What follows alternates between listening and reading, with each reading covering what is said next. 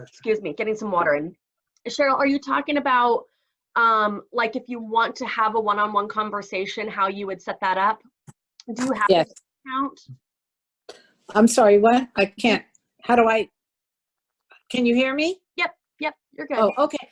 Yeah, Do you I'm thinking of my students where they don't speak a lot of English, and I'm trying to get his family to use Zoom with me so I can have a face-to-face visit with him instead of on the phone. Yep. And so I'm wondering how to do that. Yep, absolutely. So if you go to, I'll put in the chat box now, if you go to zoom.com. I'm on an iPad. My PC, I can't get it to download Zoom at this point.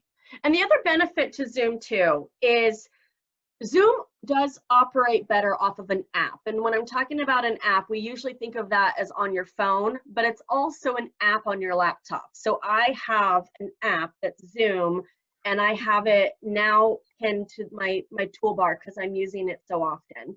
It does operate better when you're in the app, but you don't have to download the app. You can access Zoom from the website and it's fine. Usually it'll ask you, do you want to open the app or download the app?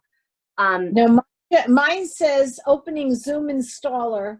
You have chosen to open Zoom installer, save file or cancel.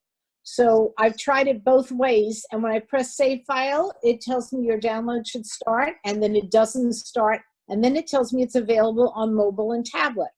But I can't seem to get it to start on my PC, and that's why I'm trying to use my, I dug my PC out of the dust for this, and I'm not being successful. Yeah. So that's the problem. Okay, well, we might come back to that, Cheryl. I'm going to go through some of the regular stuff, and then we'll try to troubleshoot that because I would like you to be able to use it. But for you and for everyone else, if you go to zoom.com and you register for a free account, you'll then get your private number. So mine is 709-157-7554. With that link, and I don't have, let me grab my link, if it'll let me here. Well, it's not quick enough, but with that link, then anybody you send it to, you can organize a meeting, you can get them into a room, and it'll be great with your students once you have that link, Cheryl, that you can just send it to them, set the time, and all have a conversation like this one. And for my grandchildren. And for your grandchildren, yeah. The next thing is share screen. So I like to show this for two main reasons. One is that you can actually share your screen with all the other participants. This is really effective if you're doing like a presentation. So now you guys are all looking at my internet browser. This is my desktop, which is what it is. Here's, like, if I was going to do my presentation, I can get you guys into my presentation. This is one that I do pretty often. And we can go through my presentation together. Another thing you can do is a whiteboard. So if you're doing a one-on-one meeting with someone and you want to get creative and hash out some ideas, you can come here and say, these are, it doesn't write so easily.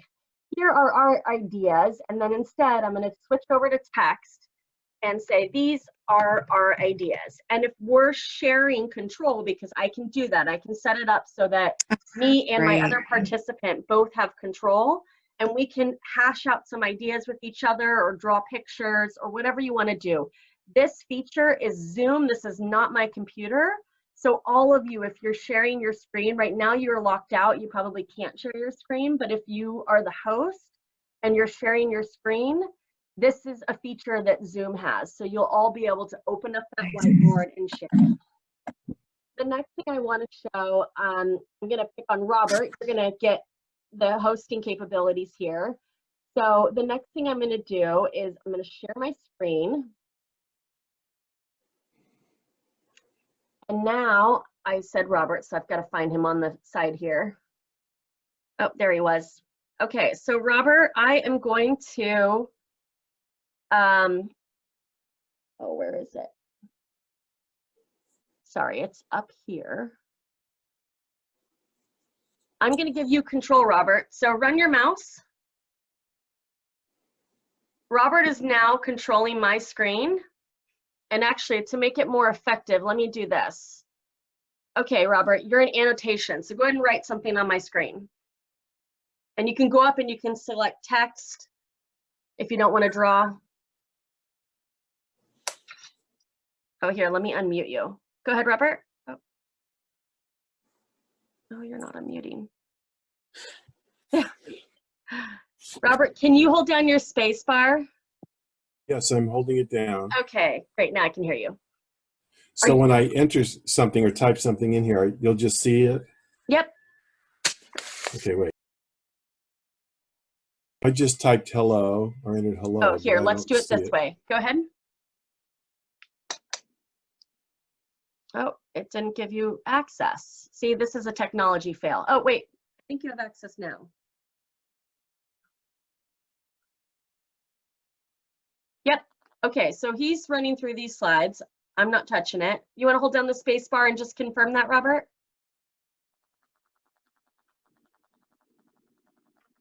Okay. Great. So now I'm oop, let me get out of this. Find you guys again. Okay. We're back in. We're good. So that's the way, this is really, really helpful. The way you might want to think to use this, if you have a problem on your computer, for example, Cheryl's problem, maybe I can help her. She can share her screen with me, I can share it with her, and you can give control to the other participant. So if right now you are stuck on a computer problem and you want your kids' help, just ask them if you can have a Zoom call, a one-on-one, share your screen, because if you're the host, or even if they're the host, they can request control of your screen. But you share your screen, and then at the top it'll say options, remote control, and you can assign, like I had to find Robert because there's a lot of us, but if it's one-on-one, it knows that you just want to give the other person control. So this is a great way if you need any help on your computer, that you can have a family member or a friend actually be able to help you through a problem on your computer. So those are the main parts of share screen that are really effective. I'm going to take a second and just pause because we've kind of gone through a lot. Are there any questions right now that to go over anything or anything that hasn't been addressed so far? Wait, chat is I don't know. I don't know if we've addressed Joanne's issue, but I got another message from her that says, I clicked internet, not dial in. My iPad doesn't have phone dial capability. So maybe that's why she can't hear. Yeah. Well, she can hear, but she can't speak. Okay. I can just text her back that. Yeah. She can probably hear us just fine. Joanne, I think you can hear us, right? Yeah, she can hear us. She just can't talk. Okay. That's curious. I'm wondering, that's weird that she doesn't have dialing capability. Yeah, but I'm on an iPad and I can hear you and speak. Yeah, I don't know. That's interesting. Okay. Yeah. Okay, any other questions so far? Anything need repeating? Okay. So I do. Yeah. In terms of a Zoom account, this would be great if I wanted to get together with some ladies and continue a Bible study that stopped right at the beginning of all this, right? Is there a limit to how many people can be involved? No limit to the number of people, just the 40 minutes. Just the 40 minutes. And when you sign up for an account, it sounds like we have access to all those things that you see right now that we do not see right now, but they become available to you once you register for an account. Correct. Exactly. And you're the host. That's the other key thing, is that you're using your room number. And an example of what that's fun, I just Googled something and I'm in your Bible group and I want to share this picture with you. So now I've shared my screen because I just Googled a Bible study, and you can make it fun by just showing, my dad does a reading and he shows the chapter or pictures from the book. So use that share screen, get really comfortable with it. Just log into Zoom, get your own room number, log into your own room by yourself. I'll go in by myself just to make sure that I like my background before I meet with the client, or that this is how I want it to look when they log into me and I have it set just right. Okay, so we can't really mess it up. I think most of us were afraid to touch anything for fear we would lose the class with your sister. So once we have our own, we can do whatever we want with it. Yep, get your own room and go in by yourself and play with all these features. You can share your screen by yourself, and if you're the only one in the room, Zoom doesn't care if you're by yourself in your Zoom living room or you've got 25 people. I got it. And one last question. Could I invite somebody that was not in water aerobics with us, a friend of mine, to Jen's class? Or does Jen have to add it as the host? So the short answer is yes. When somebody wants to make their room private, maybe they have a meeting. Well, okay, there are many options. There are many times that you want to make your room more private because you might be having a meeting and you don't want anyone jumping in. Although most people are not jumping into your room without that specific invite. But if you you can, for free, create a password associated to a specific meeting. So what I don't cover in this training is like setting up the meetings. And it's pretty self-explanatory. You'll see when you have a Zoom account, there's pretty much two options: host a meeting, schedule a meeting. Schedule a meeting. Usually what that does is it creates a new room number, and then you can add a password.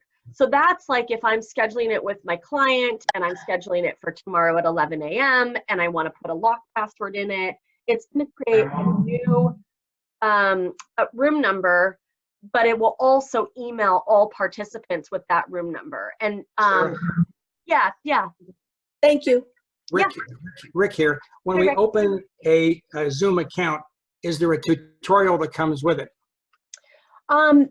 I don't recall if there is, but this is recording, and I see somebody ask me, what is the record icon? And I'm not sure if you're talking about the fact that you're seeing that this is recording or if that's a different, and I'll let you clarify that in a moment. But my Zoom is set up by default that I always record. I like that so that if my client, I can review my meetings with my clients. And I've only had one client halfway through go, why is this being recorded? And I said, oh, it's just by default. I don't send it to anyone. She goes, oh, thank God, because she was talking really bad about the partner she worked with. But I do record this. Oops. And yeah, and I can put it, you don't need to know all this detail. I just figured out this week. I put it on YouTube and I can send it to you. So this actual recording right now, I can send to anyone that wants it. If you want it, just in the chat room, say yes. So, and I haven't covered chat room yet, so it's a good time to cover chat room. And Helen, I do see your hand raised, so I'll address you in a moment. In a moment, just say yes. And I also, the chat room, I can download that conversation. So that's really great if we put in a lot of resources. I can download the chat room and send that as like a Word document. So chat, oh, and that was the one I answered recording, but Robert asked, what is the record icon? And Robert, were you asking different from that? No, I was looking at that icon on the bottom of my PC. And if I click on that, am I recording or do I have to be the host to record? Great question. And I think it depends on the host and how they set up the room. If I've locked, a lot of times hosts will lock down that anyone else cannot record it, only the host. I honestly don't know what mine's set to, so you're welcome to try it, but that probably means that I allow you guys to record it as well. And so that's likely what that means. And